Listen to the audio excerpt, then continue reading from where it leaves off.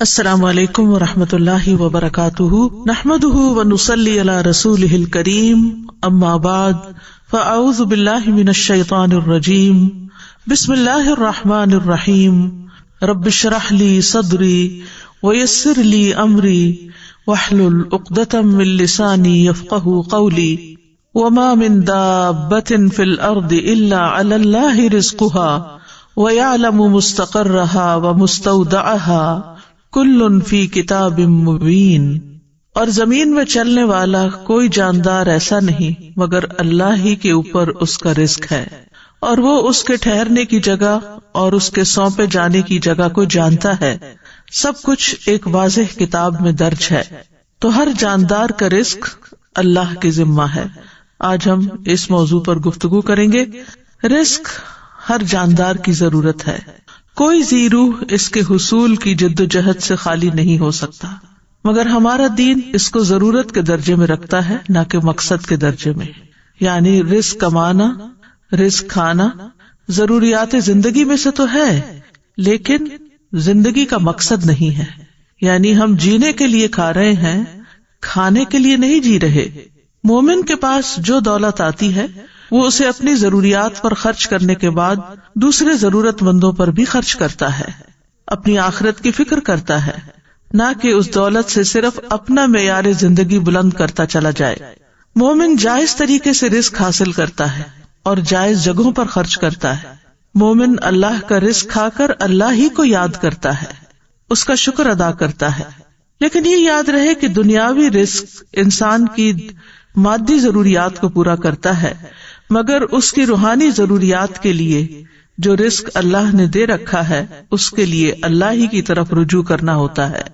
لہذا بندہ مومن اپنا سارا وقت صرف مال کمانے میں ہی نہیں لگا دیتا، بلکہ اللہ کی عبادت کے لیے بھی وقت نکالتا ہے، اس عبادت کے طریقوں کو سیکھنے کے لیے، علم حاصل کرنے کے لیے بھی وقت نکالتا ہے، اور یوں وہ رزق کے معاملے میں قناعت اختیار کرتا ہے، اور یہی ذریعہ ہے اطمینان پانے کا، کیونکہ اسے یقین ہوتا ہے کہ ہر جاندار کا رزق اللہ کے ذمہ ہے۔ وما من دابۃ، اور نہیں کوئی بھی جاندار۔ دابہ دبیب سے ہے، ہر اس جاندار کو کہتے ہیں جو سطح زمین پر چلتا اور رینگتا ہے۔ تو روئے زمین پہ چلنے والا ہر جاندار یعنی ذی روح، خواہ انسان ہو یا حیوان ہو، خشکی کا جانور ہو یا پانی کا جانور ہو، اس کی خوراک اور اس کا رزق اللہ تعالیٰ کے ذمہ ہے۔ اس پلانٹ پر جتنے بھی جاندار ہیں ان سب کو وہی کھلاتا پلاتا ہے، ان کی ساری ضروریات وہی پوری کرتا ہے۔ یعنی اس نے اپنی تمام مخلوقات کے رزق کی ذمہ داری لے رکھی ہے۔ بولنے والی مخلوق، بے زبان مخلوق، یاد رکھنے والی، غافل، سوال کرنے والی، خاموش رہنے والی، اطاعت گزار، فرما بردار اور نافرمان اور اس کا انکار کرنے والے، وہ سب کو ہی رزق دیتا ہے۔ زمین پہ بکھری ہوئی جتنی بھی مخلوق ہے، زمین میں بسیرا کرنے والی جتنی بھی مخلوق ہے، آسمان کے کناروں پہ محو پرواز جو بھی مخلوق ہے، سمندر کی گہرائیوں میں تیرنے والی جو بھی مخلوق ہے، ان سب کی تعداد کو بھی وہی جانتا ہے، ان کی اقسام اور ضروریات کو جانتا ہے، اور انہیں ہر لمحے رزق پہنچا رہا ہے۔ سورۃ العنکبوت آیت 60 میں اللہ تعالیٰ فرماتے ہیں وَكَأَيٍّ مِّن دَابَّةٍ لَا تَحْمِلُ رِزْقَهَا اللَّهُ يَرْزُقُهَا وَإِيَّاكُمْ وَهُوَ السَّمِيعُ الْعَلِيمُ، اور کتنے ہی چلنے والے جاندار ہیں جو اپنا رزق اٹھائے نہیں پھرتے، یعنی اپنی کمر پہ لاد کے نہیں پھر رہے، بلکہ ایک وقت کا کھاتے ہیں اور پھر اگلے وقت کے لیے پھر تلاش میں نکل پڑتے ہیں۔ اللہ انہیں رزق دیتا ہے اور تمہیں بھی، اور وہی سب کچھ سننے والا اور سب کچھ خوب جاننے والا ہے۔ پرندوں کو رزق دینے والا بھی اللہ ہے۔ عمر بن خطاب سے روایت ہے، کہتے ہیں کہ رسول اللہ صلی اللہ علیہ وسلم نے فرمایا، اگر تم اللہ پر اس طرح توکل کرو جس طرح حق ہے توکل کرنے کا، تو وہ تمہیں اسی طرح روزی دے جیسے وہ پرندوں کو دیتا ہے۔ صبح کو وہ بھوکے اٹھتے ہیں اور شام کو پیٹ بھرے ہوئے آتے ہیں، لیکن وہ سارا دن رزق تلاش کرتے ہیں، یعنی ان کے گھونسلے تک نہیں پہنچتا بلکہ وہ اس کے لیے کوشش اور محنت کرتے ہیں۔ جانوروں کے رزق کا بھی مالک اللہ ہے۔ اس سلسلے میں مسند احمد میں ایک روایت آتی ہے، ابو سعید خدری سے مروی ہے، وہ کہتے ہیں کہ ایک بھیڑیے نے ایک بکری پر حملہ کیا اور اس کو پکڑ کر لے گیا. چرواہے نے اس کا تعاقب کیا اور اس سے بکری چھین لی. وہ بھیڑیا اپنے دم کے بل بیٹھ کر کہنے لگا کہ تم اللہ سے نہیں ڈرتے کہ تم نے مجھ سے میرا رزق جو اللہ نے مجھے دیا تھا چھین لیا. وہ چرواہا کہنے لگا تعجب ہے کہ ایک بھیڑیا اپنی دم پر بیٹھ کر مجھ سے انسانوں کی طرح بات کر رہا ہے. تو وہ بھیڑیا کہنے لگا میں تمہیں اس سے زیادہ تعجب کی بات نہ بتاؤں. محمد صلی اللہ علیہ وسلم یثرب میں لوگوں کو ماضی کی خبریں بتا رہے ہیں. جب وہ چرواہا اپنی بکریوں کو ہانکتا ہوا مدینہ پہنچا تو اپنی بکریوں کو کسی گوشے میں جمع کیا اور رسول اللہ صلی اللہ علیہ وسلم کی خدمت میں حاضر ہوا اور سارا واقعہ سنایا. رسول اللہ صلی اللہ علیہ وسلم کے حکم پر الصلاۃ جامعۃ کی منادی کر دی گئی، اور یہ اس وقت ہوتا تھا جب آپ سب لوگوں کو نماز کے وقت کے علاوہ اکٹھا کرنا چاہتے تھے. پھر آپ اپنے گھر سے نکلے اور چرواہے سے فرمایا کہ لوگوں کے سامنے اپنا واقعہ بیان کرو. اس نے لوگوں کے سامنے سارا واقعہ بیان کر دیا. رسول اللہ صلی اللہ علیہ وسلم نے فرمایا اس نے سچ کہا.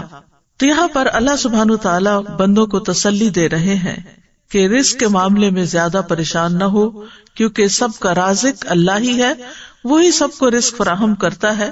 یہ اللہ کا وعدہ ہے اور اس کی ایک سچی ضمانت ہے، اس کا فضل اور مہربانی ہے. حالانکہ اللہ کے ذمے کچھ بھی واجب نہیں ہے، لیکن اگر اللہ نے یہ وعدہ کر رکھا ہے تو پھر یہ ضرور پورا ہو کر رہے گا، کیونکہ اللہ وعدے کی خلاف ورزی نہیں کرتا. شیطان انسانوں سے فقر کا وعدہ کرتا ہے جبکہ اللہ فضل کا وعدہ کرتا ہے. سورۃ البقرہ میں آتا ہے الشیطان یعدکم الفقر ویأمرکم بالفحشاء واللہ یعدکم مغفرۃ منہ وفضلا واللہ واسع علیم. شیطان تمہیں فقر کا ڈراوا دیتا ہے اور تمہیں شرمناک بخل کا حکم دیتا ہے، اور اللہ تمہیں اپنی طرف سے بڑی بخشش اور فضل کا وعدہ دیتا ہے، اور اللہ وسعت والا سب کچھ جاننے والا ہے. ابن عباس کہتے ہیں کہ دو چیزیں اللہ کی طرف سے ہیں، دو شیطان کی طرف سے ہیں. شیطان تم سے محتاجی کا وعدہ کرتا ہے اور کہتا ہے اپنا مال خرچ نہ کرو، اسے اپنے ہی پاس روک کر رکھو کیونکہ تمہیں آئندہ اس کی ضرورت ہوگی، اور وہ تمہیں بے حیائی کا حکم بھی دیتا ہے. اور اللہ تم سے وعدہ کرتا ہے کہ وہ ان نافرمانیوں پر تمہیں معاف کر دے گا اور رزق میں اضافہ کر دے گا. اور جہاں تک لفظ رزق کا تعلق ہے تو ابن منظور لسان العرب میں کہتے ہیں رزق سے مراد ہر وہ چیز ہے جس کے ساتھ ہر زندہ مخلوق کی زندگی قائم ہوتی ہے، خواہ وہ چیز مانوی ہو یا مادی ہو. یعنی ہر زندہ مخلوق جس چیز پر انحصار کرتی ہے، جس پر اس کی زندگی کا دار و مدار ہوتا ہے، وہ اس کے لیے رزق ہے. لیکن یاد رکھیے کہ رزق صرف کھانا پینا ہی نہیں، صرف مال ہی نہیں، بلکہ ہر نعمت رزق ہے. یعنی بعض لوگ سمجھتے ہیں کہ شاید مال کا ملنا ہی رزق ہے، جبکہ ہر وہ نعمت جو اللہ نے آپ کو دی ہے وہ اللہ کا رزق ہے. اس میں مال بھی ہے، آل اولاد بھی ہے، اہل و عیال ہے، صحت، محبت، قبولیت، یہ ساری چیزیں رزق کہلاتی ہیں. یعنی یہ ساری انسان کی ضروریات ہیں اور اللہ سبحانہ تعالیٰ ان ضروریات کو پورا کرتا ہے. یعنی ہر عطا کردہ چیز جو ہے وہ اللہ کا رزق ہے. اور پھر رزق کی دو قسمیں ہیں، ایک عام رزق ہے، ایک خاص رزق ہے. عام رزق سے ہر نیک اور فاجر فائدہ اٹھاتا ہے، اس میں حیوان، انسان، جن سب شامل ہیں. یہ جسموں کا رزق ہے اور یہ رزق اللہ نے تقسیم کیا ہے اور اللہ نے ان میں سے ہر ایک کو رزق دینے کا ذمہ لیا ہے. دوسرا خاص رزق ہے، اور یہ رزق کی دوسری قسم اللہ اپنے انبیاء اور اپنے رسولوں کے ہاتھوں پر اپنے بندوں میں سے جسے چاہتا ہے یہ رزق عطا کرتا ہے، اور یہ ایمان اور توحید کا رزق ہے. یہ تو اللہ تعالیٰ اس کو عطا کرتا ہے جو اس کا حقدار ہو اور جو اللہ کا شکر گزار ہو. لیکن بہرحال اللہ بہت فضل والا، بہت زیادہ احسان کرنے والا ہے، اور رزق اس کو دیتا ہے جو اس کے اسباب کو اختیار کرتا ہے. اور سب سے عظیم اور بہترین رزق جنت ہے، جو سب سے بہتر، سب سے مکمل، سب سے افضل، سب سے عزت والا رزق اور سب سے بلند اور سب سے زیادہ قائم رہنے والا وہ رزق جو اللہ اپنے بندوں کو دے گا، وہ جو کبھی نہ ختم ہوگا، اور یہ مومنوں کے ساتھ خاص ہے. وَمَن يُؤْمِن بِاللَّهِ وَيَعْمَلْ صَالِحًا يُدْخِلْهُ جَنَّاتٍ تَجْرِي مِن تَحْتِهَا الْأَنْهَارُ خَالِدِينَ فِيهَا أَبَدًا قَدْ أَحْسَنَ اللَّهُ لَهُ رِزْقًا. اور جو اللہ پر ایمان لائے اور نیک عمل کرے وہ اسے ایسے باغوں میں داخل کرے گا جن کے نیچے سے نہریں بہتی ہیں، ان میں ہمیشہ رہنے والے ہیں، ہمیشہ ہمیشہ، بلا شبہ اللہ نے اس کے لیے اچھا رزق بنایا ہے۔ تو فرمایا وما من دابۃ الا علی اللہ رزقھا ویعلم مستقرھا ومستودعھا، اور وہ اس کا ٹھکانہ اور اس کے سونپے جانے کی جگہ کو بھی جانتا ہے۔ مستقر سے مراد وہ جگہ ہے جس کی طرف ہر کوئی چیز جگہ پکڑتی ہے اور رات اور دن بھی اسی میں ٹھہرتے ہیں، اور مستودع یہ وہ جگہ ہے جس میں کوئی چیز دفن کی جاتی ہے جب موت آتی، تو گویا مستقر ہوا دنیا کا ٹھکانہ اور مستودع ہوا مرنے کے بعد کا ٹھکانہ یعنی قبر۔ اور لیکن ابن عباس کہتے ہیں کہ مستقر سے مراد یا تو جنت ہے یا جہنم، یعنی اللہ سبحانہ تعالیٰ کو پہلے سے ہی پتا ہے کہ کون لوگ جنت میں جائیں گے اور کون کون جہنم میں جائیں گے، کیونکہ قرآن مجید میں آتا ہے جنت کے بارے میں حسنت مستقرم و مقاما، کہ کتنی اچھی ٹھہرنے کی جگہ ہے۔ تو گویا اس طرح پھر اللہ تعالیٰ ہر جاندار کی موجودہ زندگی کے حالات بھی جانتا ہے اور موت کے بعد کے بھی حالات جانتا ہے۔ اللہ تعالیٰ وہ تمام جگہ جانتا ہے جہاں انسان نے کچھ مدت کے لیے ٹھہرنا ہے، خواہ وہ باپ کی پشت ہو یا ماں کا رحم ہو یا زمین کا کوئی حصہ ہو جہاں اس نے زندگی گزارنی ہے۔ اور اللہ تعالیٰ وہ جگہ بھی جانتا ہے جن کے سپرد انسان مرنے کے بعد ہوتا ہے، خواہ وہ زمین میں کھودی ہوئی جگہ ہو یا کسی جانور کا پیٹ ہو یا جو بھی جگہ اللہ نے قیامت تک اس کے سپرد ہونے کے لیے لکھی ہے، وہ سب کچھ اس کے لیے قبر ہی ہے۔ تو خلاصہ یہی ہے کہ اللہ تعالیٰ ہمارے دنیا کے حالات کو بھی جانتا ہے اور موت کے بعد کے حالات کو بھی۔ اللہ کا علم کامل ہے، وہ بحر و بر کی ایک ایک چیز کا علم رکھنے والا ہے۔ سورۃ الانعام میں فرمایا وَعِندَهُ مَفَاتِحُ الْغَيْبِ لَا يَعْلَمُهَا إِلَّا هُوَ وَيَعْلَمُ مَا فِي الْبَرِّ وَالْبَحْرِ وَمَا تَسْقُطُ مِنْ وَرَقَةٍ إِلَّا يَعْلَمُهَا وَلَا حَبَّةٍ فِي ظُلُمَاتِ الْأَرْضِ وَلَا رَطْبٍ وَلَا يَابِسٍ إِلَّا فِي كِتَابٍ مُبِينٍ، اور اسی کے پاس غیب کی چابیاں ہیں، انہیں اس کے سوا کوئی نہیں جانتا، اور وہ جانتا ہے جو کچھ خشکی اور سمندر میں ہے، اور کوئی پتا نہیں گرتا مگر وہ اسے جانتا ہے، اور زمین کے اندھیروں میں کوئی دانہ نہیں، اور نہ کوئی تر چیز ہے نہ خشک مگر وہ ایک واضح کتاب میں ہے۔ کوئی چیز جو ذرے برابر بھی ہو اس کے علم سے باہر نہیں۔ سورۃ یونس میں آتا ہے وَمَا يَعْزُبُ عَنْ رَبِّكَ مِن مِّثْقَالِ ذَرَّةٍ فِي الْأَرْضِ وَلَا فِي السَّمَاءِ وَلَا أَصْغَرَ مِن ذَلِكَ وَلَا أَكْبَرَ إِلَّا فِي كِتَابٍ مُبِينٍ، اور تیرے رب سے کوئی ذرہ برابر چیز بھی نہ زمین میں غائب ہو سکتی ہے اور نہ آسمان میں، اور نہ اس سے کوئی چھوٹی چیز یعنی ذرے سے چھوٹی چیز اور نہ کوئی بڑی چیز مگر ایک واضح کتاب میں موجود ہے۔ کل فی کتاب مبین، ہر چیز لوح محفوظ میں لکھی ہوئی ہے، واضح کتاب میں لکھی ہوئی ہے۔ اور جو کچھ بھی ہوتا ہے، جو بھی حادثے زمین یا آسمان میں ہوتے ہیں، ان سب کا علم اللہ کے پاس ہے، اور وہ علم لکھا ہوا بھی ہے، یعنی اس نے ہر چیز کی تقدیر لکھ دی ہے، ہر چیز پر اس کی مشیت نافذ ہے، اور ہر ایک کے لیے اس کا رزق وسیع ہے۔ پھر اسی طرح آسمان اور زمین کی ہر خبر لکھی جا چکی ہے۔ الم تعلم ان اللہ یعلم ما فی السماء والارض ان ذلک فی کتاب ان ذلک علی اللہ یسیر، کیا تم نہیں جانتے کہ اللہ وہ سب کچھ جانتا ہے جو آسمان اور زمین میں ہے، بلا شبہ یہ سب کچھ ایک کتاب یعنی لوح محفوظ میں درج ہے، اور اللہ کے لیے یہ بات بالکل آسان ہے۔ آسمان و زمین کی تخلیق سے 50,000 سال پہلے اللہ نے ایک کتاب میں سب کچھ لکھ دیا۔ تو اس آیت سے یہ پتہ چلتا ہے کہ اللہ ہی دراصل رازق ہے، رزق کا مکمل اختیار اللہ کے پاس ہے۔ سورۃ فاطر میں آتا ہے یا ایھا الناس اذکروا نعمت اللہ علیکم هل من خالق غیر اللہ یرزقکم من السماء والارض لا الہ الا هو فانا تؤفکون۔ لوگو اپنے آپ پر اللہ کے احسان کو یاد رکھو، کیا اللہ کے سوا کوئی اور خالق ہے جو تمہیں آسمانوں اور زمین سے رزق دے؟ یاد رکھو اس کے سوا کوئی الہ نہیں، پھر تم کہاں سے دھوکا کھا جاتے ہو۔ تو الہ ہی میں یہ بات بھی شامل ہے کہ وہ ڈیٹی ہے، سب کا رازق ہے، سب مخلوقات کو پال رہا ہے، اور اگر رازق وہ ہے تو پھر عبادت بھی اسی کی ہونی چاہیے۔ وہ رزق کو بڑھاتا بھی ہے اور گھٹاتا بھی ہے، یہ بھی یاد رکھیے، یعنی انسان کا رزق ہمیشہ ایک جیسا نہیں رہتا۔ اگر آج کسی کے پاس کم ہے تو کل زیادہ بھی ہو سکتا ہے، اور اگر آج کسی کے پاس زیادہ ہے تو کل کم بھی ہو سکتا ہے. اللہ یبسط الرزق لمن یشاء ویقدر وفرحوا بالحیاۃ الدنیا وما الحیاۃ الدنیا فی الآخرۃ الا متاع. اللہ رزق فراخ کرتا ہے جس کے لیے وہ چاہتا ہے اور تنگ کر دیتا ہے، اور وہ دنیا کی زندگی پر خوش ہو گئے، حالانکہ دنیا کی زندگی آخرت کے مقابلے میں تھوڑے سامان کے سوا کچھ بھی نہیں ہے. پھر اسی طرح سورۃ الروم میں اللہ تعالیٰ فرماتے ہیں اولم یروا ان اللہ یبسط الرزق لمن یشاء ویقدر ان فی ذلک لآیات لقوم یؤمنون. اور کیا انہوں نے نہیں دیکھا کہ اللہ رزق فراخ کر دیتا ہے جس کے لیے وہ چاہتا ہے اور تنگ کر دیتا ہے، بے شک اس میں ان لوگوں کے لیے یقیناً بہت سی نشانیاں ہیں جو ایمان رکھتے ہیں. آسمان و زمین کی کنجیاں اسی کے پاس ہیں، اکثر لوگ اس کے اس اختیار سے لا علم ہیں.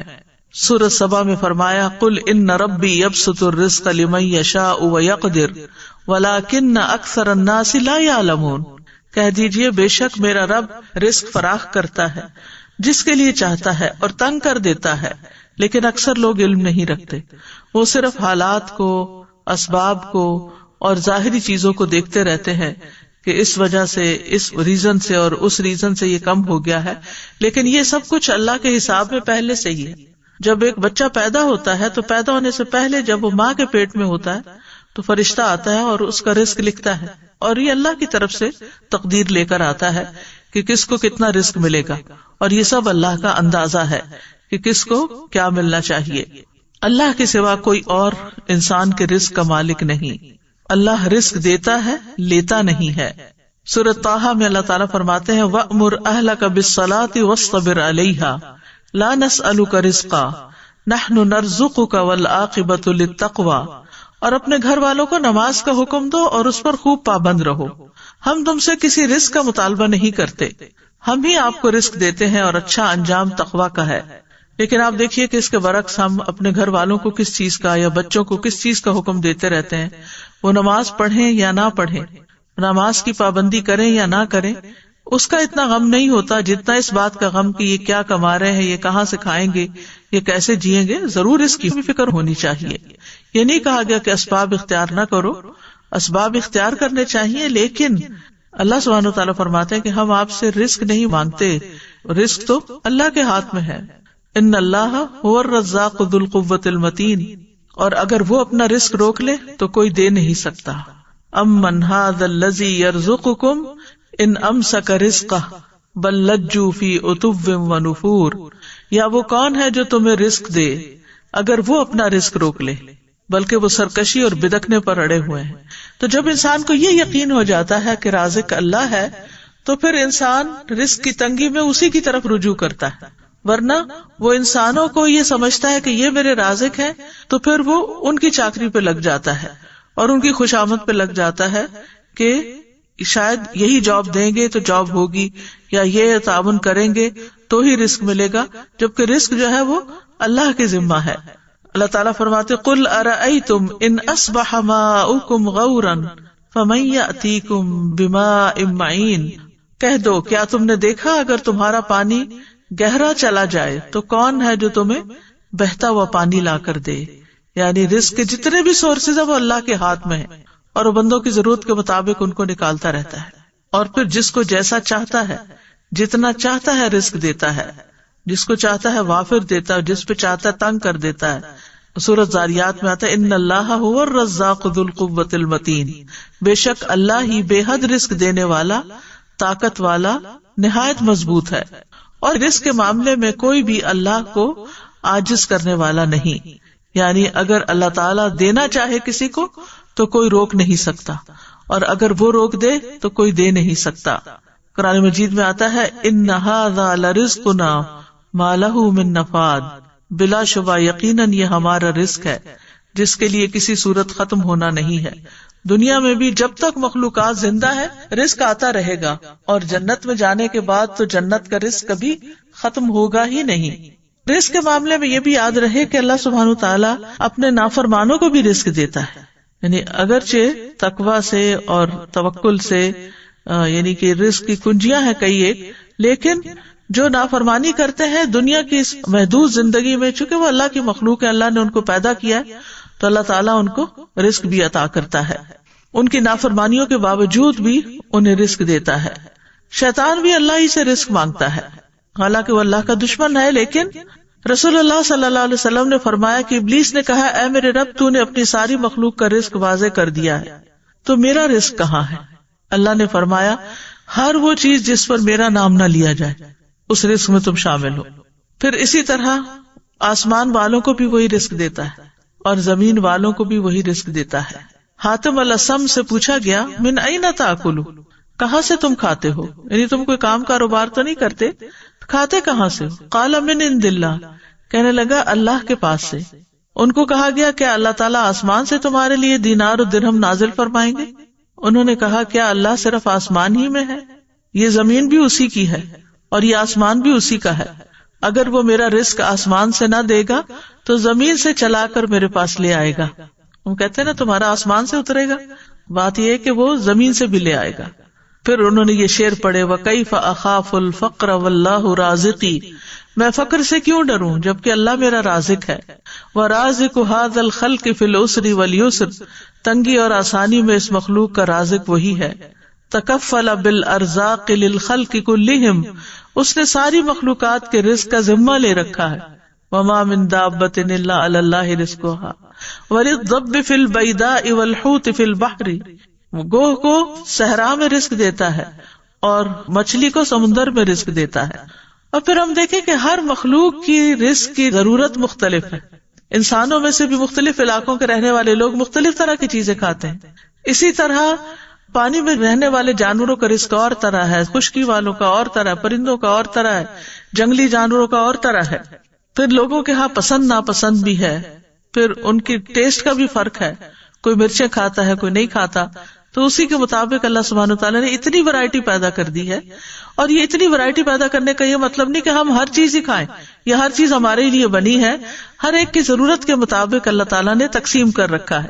کچھ لوگ کچھ چیزوں کو بالکل بھی نہیں کھا سکتے، ہم کہتے ہیں الرجی ہے، ٹھیک ہے الرجی ہوتی ہے، لیکن اصل میں تو پیچھے اللہ ہی کا اذن ہوتا ہے، وہ جس کو چاہے دے اور جس سے چاہے روک دے، جس کو چاہے وہ چیز کھانے دے اور جس سے چاہے وہ نہ کھانے دے۔ اور پھر اللہ وہاں سے رزق دیتا ہے جہاں سے بندہ گمان بھی نہیں کر سکتا۔ وَيَرْزُقُهُ مِنْ حَيْثُ لَا يَحْتَسِبُ وَمَن يَتَوَكَّلْ عَلَى اللَّهِ فَهُوَ حَسْبُهُ إِنَّ اللَّهَ بَالِغُ أَمْرِهِ قَدْ جَعَلَ اللَّهُ لِكُلِّ شَيْءٍ قَدْرًا، اور اسے رزق دے گا جہاں سے وہ گمان نہیں کرتا، اور جو کوئی اللہ پر بھروسہ کرے تو وہ اسے کافی ہو جاتا ہے۔ بے شک اللہ اپنا کام پورا کر کے رہتا ہے، یقیناً اللہ نے ہر چیز کے لیے ایک اندازہ مقرر کیا۔ اصل میں ہم جلد باز ہیں، ہم چاہتے ہیں کہ ہمارا کام وقت سے پہلے ہی ہو جائے، پھر مرنے کے بعد بھی اپنے بندوں کو وہی رزق دیتا ہے، خاص طور پر شہید جو ہیں ان کو مرنے کے بعد بھی رزق ملتا ہے۔ نبی صلی اللہ علیہ وسلم نے فرمایا، جب تمہارے بھائی احد میں شہید کر دیے گئے تھے تو اللہ نے ان کی روحوں کو سبز رنگ کے پرندوں کے پیٹوں میں کر دیا، جو جنت کی نہروں پہ آتے ہیں، وہاں کے پھل کھاتے ہیں، پھر سونے کی قندیلوں میں لوٹ جاتے ہیں جو عرش کے سائے میں لٹک رہی، یعنی ان کی روحوں کو اتنے اعلیٰ مقام پہ اللہ نے رکھا ہے۔ جب انہوں نے وہاں کے کھانے پینے اور آرام اور راحت کے مزے دیکھے تو کہا، کون ہے جو ہمارا یہ پیغام ہمارے بھائیوں تک پہنچا دے کہ ہم جنت میں زندہ ہیں، ہمیں رزق دیا جاتا ہے تاکہ وہ جہاد سے بے رغبت نہ ہو جائیں اور لڑائی میں بزدلی نہ دکھائیں۔ اللہ سبحانہ تعالیٰ نے فرمایا، میں تمہارا یہ پیغام ان تک پہنچا دوں گا۔ چنانچہ اللہ نے یہ آیت نازل کی، وَلَا تَحْسَبَنَّ الَّذِينَ قُتِلُوا فِي سَبِيلِ اللَّهِ أَمْوَاتًا بَلْ أَحْيَاءٌ عِندَ رَبِّهِمْ يُرْزَقُونَ، وہ لوگ جو اللہ کی راہ میں قتل ہوئے ان کے بارے میں یہ ہرگز خیال نہ کیجیے کہ وہ مردہ ہیں، بلکہ وہ زندہ ہیں، اپنے رب کے پاس رزق دیے جاتے ہیں۔ اور پھر ایک اور جگہ پر بھی اللہ تعالیٰ نے ایسے لوگوں کے لیے رزقا حسنا کی خوشخبری دی، والذین ہاجروا فی سبیل اللہ ثم قتلوا او ماتوا لیرزقنہم اللہ رزقا حسنا وان اللہ لہو خیر الرازقین، اور جن لوگوں نے اللہ کے راستے میں وطن چھوڑا پھر قتل کر دیے گئے یا مر گئے، یقیناً اللہ انہیں ضرور رزق دے گا، اچھا رزق، رزقا حسنا، اور بے شک اللہ یقیناً سب رزق دینے والوں میں سے بہترین ہے۔ رزق کے کم یا زیادہ ہونے میں اللہ کی حکمتیں ہوتی ہیں، یاد رکھیے وافر رزق کا ملنا اللہ کی رضامندی کی علامت نہیں. جب کسی کے پاس بہت آ جاتا ہے تو عموماً وہ اس خوش فہمی کا شکار ہو جاتا ہے کہ اللہ مجھ سے بہت راضی ہے. کبھی اللہ تعالیٰ گمراہ اور جاہل لوگوں کے رزق میں بہت اضافہ کر دیتا ہے، ان پر دنیا وسیع کر دیتا ہے، اور کبھی اہل ایمان پر رزق تنگ کر دیتا ہے. تو یہ نہیں سمجھا جانا چاہیے کہ جو کچھ ہمیں ملا ہے یہ زیادہ ملا ہے، یہ اللہ کی محبت یا چنے ہوئے ہونے کی دلیل ہے. اللہ دنیا اس کو بھی دیتا ہے جس سے وہ محبت کرتا ہے، اور اس کو بھی دیتا ہے جس سے وہ محبت نہیں کرتا، مگر ایمان صرف اس کو عطا کرتا ہے جس سے وہ محبت کرتا ہے. رزق کا گھٹنا بڑھنا جو ہے یہ اللہ کی طرف سے ایک امتحان ہے. جیسے اور بہت سی چیزوں میں امتحان ہے تو رزق کے معاملے میں بھی ایک امتحان ہے. فَأَمَّا الْإِنسَانُ إِذَا مَا ابْتَلَاهُ رَبُّهُ فَأَكْرَمَهُ وَنَعَّمَهُ فَيَقُولُ رَبِّي أَكْرَمَنِ وَأَمَّا إِذَا مَا ابْتَلَاهُ فَقَدَرَ عَلَيْهِ رِزْقَهُ فَيَقُولُ رَبِّي أَهَانَنِ. بس لیکن انسان جب اس کا رب اسے آزمائے، پھر اسے عزت بخشے اور اسے نعمت دے تو کہتا ہے میرے رب نے مجھے عزت بخشی. لیکن جب وہ اسے آزمائے پھر اس پر اس کا رزق تنگ کر دے تو کہتا ہے میرے رب نے مجھے ذلیل کر دیا. تو اللہ سبحانہ وتعالیٰ کے اس فرمان سے بالکل واضح ہو رہا ہے کہ یہ رزق کا دیا جانا اور رزق کا لیا جانا دونوں ہی امتحان ہے. پھر یہ ہے کہ کبھی رزق کی کمی خیر کا باعث بھی ہوتی ہے اور کبھی وافر رزق خیر کا باعث ہوتا ہے، کیونکہ رزق کا وافر ہونا بہرحال آزمائش تو ہے، لیکن نیک انسان کے لیے اچھا مال خوش قسمتی کی علامت ہے، کیونکہ وہ اسے اچھے کاموں میں صرف کرتا ہے اور اس سے اس کے درجات اور بلند ہوتے ہیں. مومن ایسا نہیں ہوتا کہ جب اس کو زیادہ مال ملے تو وہ صرف اپنا معیار زندگی بڑھانے کی فکر کرے، بلکہ وہ ضرورت کے بعد دوسروں کا خیال رکھتا ہے. بعض اوقات رزق کا وافر ہونا سرکشی کا باعث بھی بن جاتا ہے، اس لیے اللہ سبحانہ تعالیٰ ایک حد کے اندر ہی سب کو رزق دیتا ہے. وَلَوْ بَسَطَ اللَّهُ الرِّزْقَ لِعِبَادِهِ لَبَغَوْا فِي الْأَرْضِ وَلَكِنْ يُنَزِّلُ بِقَدَرٍ مَا يَشَاءُ إِنَّهُ بِعِبَادِهِ خَبِيرٌ بَصِيرٌ. اور اگر اللہ اپنے بندوں کے لیے رزق فراخ کر دیتا تو یقیناً وہ زمین میں سرکش ہو جاتے، لیکن وہ ایک اندازے کے ساتھ اتارتا ہے جتنا وہ چاہتا ہے. یقیناً وہ اپنے بندوں سے خوب باخبر، خوب دیکھنے والا ہے. تو فرما برداروں کے لیے وافر رزق جو ہے وہ بہترین چیز ہے. سلیمان علیہ السلام کو اللہ سبحانہ تعالیٰ نے ایسی حکومت عطا کی تھی کہ جو کسی کو عطا نہیں ہوئی. اللہ نے ان کے لیے ہواؤں کو تابع کر دیا، جہاں ان کو جانا ہوتا وہ ان کے حکم پر نرمی کے ساتھ چلتی. شیاطین ان کے لیے مسخر کر دیے جو سب معمار اور غوطہ زن تھے، اور کچھ دوسرے زنجیروں میں جکڑے ہوئے تھے. تو اللہ تعالیٰ فرماتے ہیں ھذا عطاؤنا، یہ ہماری عطا ہے. فمنن او امسک بغیر حساب، اب کسی پہ احسان کرو یا اپنے پاس رکھو، کوئی حساب بھی نہیں. پھر اسی طرح ایوب علیہ السلام جب وہ بیماری سے صحت یاب ہوئے اور غسل فرما رہے تھے کہ سونے کی ٹڈیاں آپ پر گرنے لگی. ایوب علیہ السلام انہیں اپنے کپڑے میں سمیٹنے لگے. اتنے میں ان کے رب نے انہیں پکارا، اے ایوب، کیا میں نے تمہیں اس چیز سے بے نیاز نہیں کر دیا جسے تم دیکھ رہے ہو؟ یعنی تمہارے اندر تو اس چیز کی خواہش نہیں ہے؟ ایوب علیہ السلام نے جواب دیا، جی ہاں، تیری بزرگی کی قسم، لیکن تیری برکت سے میرے لیے بے نیازی کیسے ممکن ہے؟ یعنی میں یہ برکت کے طور پر ان کو اکٹھا کر رہا ہوں، مال کی لالچ میں نہیں. کیونکہ وہ تو اللہ تعالیٰ نے گواہی دی کہ اللہ نے ان کو اس سے بے نیاز کر دیا تھا. اتنا عرصہ جب ان کی ہر چیز تباہ ہو گئی تو انہوں نے ایک دفعہ بھی شکوہ نہیں کیا. تو اللہ سبحانہ وتعالیٰ کبھی بندوں کو دے کے آزماتا ہے اور کبھی ان سے لے کے آزماتا ہے. اور آزمائش کے اعتبار سے سب سے زیادہ سخت انبیاء ہوتے ہیں، پھر علماء ہوتے ہیں، پھر عام نیک لوگ ہوتے ہیں. خود نبی صلی اللہ علیہ وسلم کا اکثر وقت فاقوں میں گزرتا تھا. نعمان رضی اللہ عنہ خطبہ دے رہے تھے اور کہنے لگے کہ عمر رضی اللہ عنہ نے اس دنیا کا ذکر کیا جو لوگوں نے حاصل کر لی. پھر فرمایا، میں نے رسول اللہ صلی اللہ علیہ وسلم کو دیکھا کہ آپ سارا دن بھوک کی وجہ سے بے قرار رہتے تھے. آپ خراب کھجور تک نہ پاتے تھے جس سے اپنا پیٹ بھر لیں. عائشہ رضی اللہ تعالیٰ عنہ فرماتی ہے کہ محمد صلی اللہ علیہ وسلم کے گھرانے نے اگر دن میں کبھی 2 مرتبہ کھانا کھایا تو اس میں ضرور ایک وقت صرف کھجوریں ہوتی تھی، یعنی ان کوکڈ کھانا. اسی طرح صحابہ کرام جو تھے ان میں سے بھی بہت سے فاقے کے ساتھ ہوتے تھے. اصحاب صفہ اکثر فاقے سے رہا کرتے تھے، حتیٰ کہ بھوک سے نڈھال ہو کر بے ہوش ہو کر گر جاتے تھے تو بدوی کہتے تھے کہ یہ پاگل لوگ ہیں. رزق کے حوالے سے چند اور باتیں بھی یاد رکھنے کی ہیں. نمبر 1 یہ کہ ہر انسان کا رزق مقرر ہو چکا ہے. نبی صلی اللہ علیہ وسلم نے فرمایا، ابن آدم سے 4 چیزوں کے معاملے میں فارغ ہوا جا چکا ہے، اس کی تخلیق، اس کے اخلاق، اس کے رزق اور اس کی موت سے. پھر ماں کے پیٹ میں ہی بچے کا رزق لکھ دیا جاتا ہے۔ رزق سے بھاگنے والا بھی رزق پا کر ہی رہے گا۔ رزق کی تلاش میں نکلنا چاہیے، منع نہیں ہے۔ اللہ کے ذمہ رزق ہونے کا مطلب یہ نہیں کہ انسان کمائی نہ کرے یا تلاش نہ کرے، اس کا مطلب ہے کہ رزق کے تمام خزانے اللہ کے ہاتھ میں ہیں، لیکن انسان کو محنت کرنا ہوگی، اسباب اختیار کرنا ہوں گے، اور رزق کی تلاش کا بھی حکم دیا گیا ہے۔ فَابْتَغُوا عِندَ اللَّهِ الرِّزْقَ وَاعْبُدُوهُ، جمعے کے دن بھی جب جمعہ پڑھ لیا جائے تو کیا حکم دیا گیا؟ فَإِذَا قُضِيَتِ الصَّلَاةُ فَانتَشِرُوا فِي الْأَرْضِ وَابْتَغُوا مِن فَضْلِ اللَّهِ، کہ جب نماز ادا کی جا چکے تو زمین میں پھیل جاؤ اور اللہ کا فضل تلاش کرو۔ وَاذْكُرُوا اللَّهَ كَثِيرًا لَعَلَّكُمْ تُفْلِحُونَ، اور اللہ کو بہت یاد کرو تاکہ تم فلاح پاؤ۔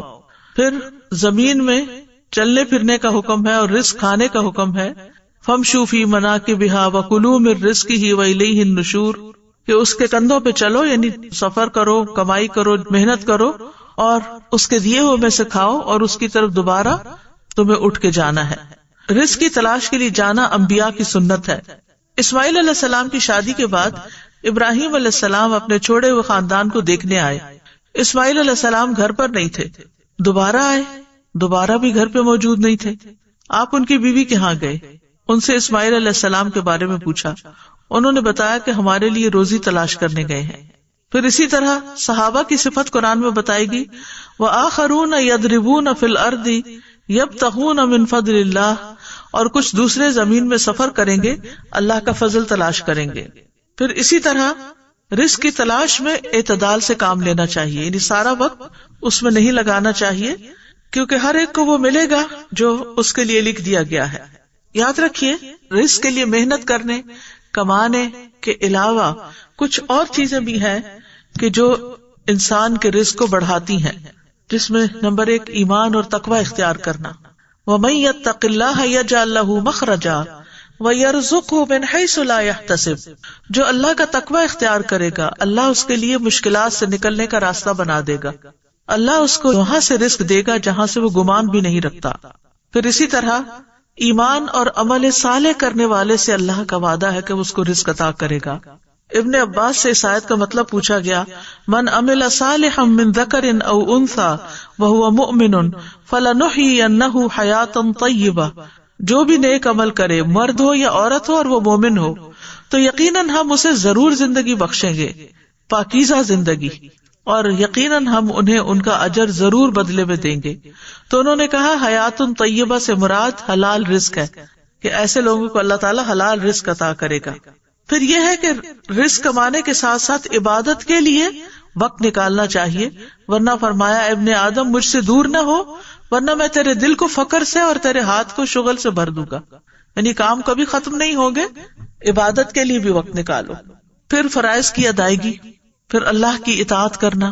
حدیث میں آتا ہے رزق کی تلاش میں میانہ روی اختیار کرو، کہیں ایسا نہ ہو کہ رزق کا مؤخر ہونا تمہیں اس بات پر اکسا دے کہ تم اللہ کی نافرمانیاں کر کے اس کی تلاش میں پڑ جاؤ۔ یاد رکھو جو کچھ اللہ کے پاس ہے وہ اس کی اطاعت کر کے ہی حاصل کیا جا سکتا ہے، یعنی صرف دنیا کی طرف ہی توجہ نہ ہو بلکہ اللہ کی اطاعت کو بھی نہ بھولو۔ یاد رکھیں شروع میں ہم نے کہا تھا نا کہ رزق سے مراد صرف کھانا پینا ہی نہیں ہے بلکہ باقی چیزیں بھی ہیں۔ پھر اسی طرح نیکی کے کام کرنا، شکر گزار بننا نعمتوں کو بڑھا دیتا ہے۔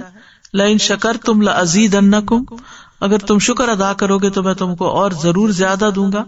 پھر توبہ استغفار کرنا، اس سے رزق میں اضافہ ہوتا ہے۔ تسبیحات سے رزق ملتا ہے۔ اللہ کے نبی نوح علیہ السلام کی وفات کا وقت جب قریب آیا تو انہوں نے اپنے بیٹے سے فرمایا سبحان اللہ و بحمدہ کا ورد کرتے رہنا، یہ ہر چیز کی نماز ہے اور اسی کے ذریعے مخلوق کو رزق ملتا ہے۔ پھر پے در پے حج اور عمرہ کرنا، صلہ رحمی کرنا، رشتہ داروں کو دینا۔ فرمایا جس شخص کو پسند ہو کہ اس کے رزق میں وسعت ہو یا اس کی عمر دراز ہو تو اسے چاہیے کہ وہ صلہ رحمی کرے۔ دوسروں پر خرچ کرنے سے رزق میں اضافہ ہوتا ہے۔ رسول اللہ صلی اللہ علیہ وسلم نے فرمایا کہ اللہ عز و جل فرماتا ہے اے ابن آدم خرچ کرو میں تجھ پر خرچ کروں گا۔ پھر اسی طرح کمزور لوگوں کا خیال رکھنے کی بدولت رزق ملتا ہے۔ آپ صلی اللہ علیہ وسلم نے فرمایا میرے لیے ضعیف اور کمزور لوگوں کو تلاش کرو کیونکہ تم لوگ اپنے کمزور لوگوں کے ذریعے ہی رزق دیے جاتے اور مدد کیے جاتے ہو۔ پھر اسی طرح طالب علموں پر خرچ کرنا. انس بن مالک کہتے ہیں کہ نبی صلی اللہ علیہ وسلم کے زمانے میں 2 بھائی تھے، جن میں سے ایک تو نبی صلی اللہ علیہ وسلم کی خدمت میں آیا کرتا تھا اور دوسرا بھائی کمائی کرنے جاتا. چنانچہ کمانے والے نے دوسرے بھائی کے بارے میں آپ صلی اللہ علیہ وسلم سے شکایت کی.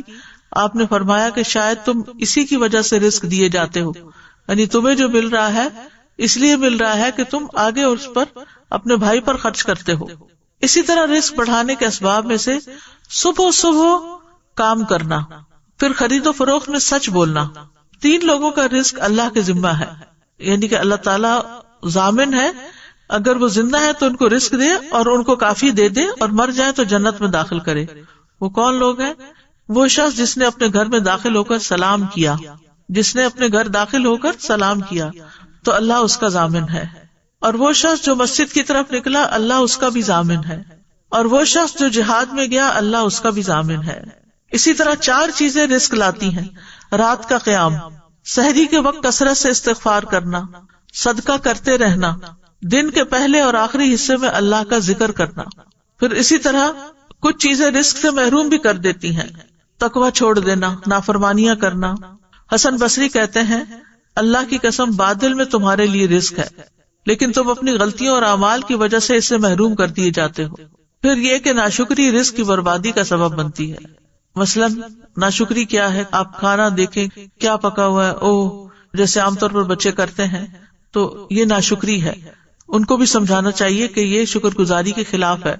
پھر اسی طرح گن گن کے نہ رکھا جائے. حضرت اسماء بنت ابی بکر کہتی ہیں کہ رسول اللہ صلی اللہ علیہ وسلم ایک مرتبہ میرے پاس سے گزرے. اس وقت میں کچھ گن رہی تھی اور اسے ناپ رہی تھی. فرمایا، اے اسماء، گن گن کے نہ رکھو ورنہ اللہ بھی تمہیں گن گن کر دے گا. کہتی ہیں کہ رسول اللہ صلی اللہ علیہ وسلم کے اس ارشاد کے بعد میں نے اپنے پاس سے کچھ جانے والے یا آنے والے کو شمار نہیں کیا. نہیں، کچھ میرے پاس آیا، کتنا مال آیا، کتنا گیا، اس کو میں نے کبھی گنا نہیں. آنے والے روپے پیسے کو مراد ہے. اور جب بھی میرے پاس اللہ کا کوئی رزق ختم ہوا، اللہ عز و جل نے مجھے اس کا بہتر بدل عطا کر دیا. جو خرچ نہ کرے اس کا مال تلف ہوتا ہے. 2 فرشتے صبح صبح دعا کرتے ہیں کہ اللہ خرچ کرنے والے کو اس کا بدلہ عطا کر اور روک رکھنے والے کا مال تلف کر دے. پھر اسی طرح قطع رحمی کرنا، یعنی رشتہ داروں سے میل جول نہ رکھنا، صرف دنیا کا ہم و غم لگانا. جو اپنی فکر آخرت کو بنا لیتا ہے، اللہ تعالیٰ اس کے تمام امور جمع کر دیتا ہے اور اس کے دل کو بے نیاز کر دیتا ہے. لوگوں سے مانگنا. عبد الرحمن بن عوف کہتے ہیں، رسول اللہ صلی اللہ علیہ وسلم نے فرمایا، جو شخص ایک مرتبہ مانگے گا اور مانگنے کا دروازہ کھول لے گا تو اللہ تعالیٰ اس پر تنگ دستی کا دروازہ کھول دیں گے. جو ایک مرتبہ مانگنے کا دروازہ کھول لیتا ہے، اللہ اس پر تنگ دستی کا دروازہ کھول دیتے ہیں. اسی طرح جسے شدید ضرورت پڑ گئی اور اس نے لوگوں پہ پیش کر دیا تو اس کی وہ حاجت دور نہ ہوگی، اور جس نے اللہ پہ پیش کیا، اللہ تعالیٰ عنقریب اس کو بے پرواہ کر دے گا. اس لیے ہر رزق کی تنگی میں اللہ ہی کی